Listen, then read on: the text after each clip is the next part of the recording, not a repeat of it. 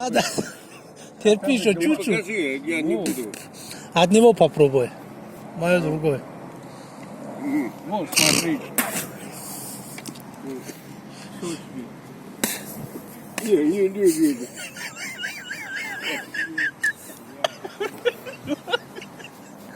Ну что, туда тебе надо идти.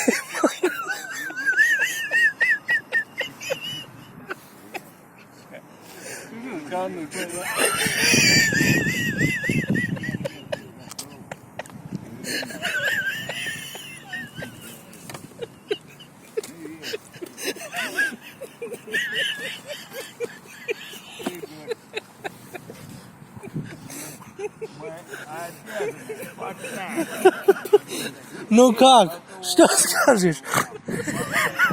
Видишь, это только настоящие мужики можно. Это не водка вам, что по 3 бутылки выпили и ходили домой. Жарко, да?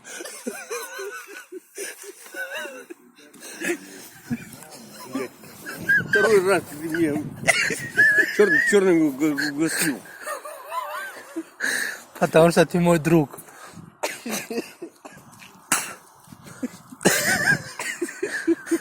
Не. Еще раз попробуй, настоящим мужчиной станешь. Не. Ты меня черным угостил. Водка крепкий или насва? Крепко держи, а то упадешь.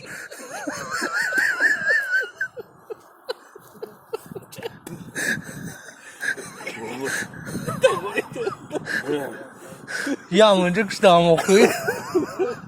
Второй раз угостил. Можно, сейчас.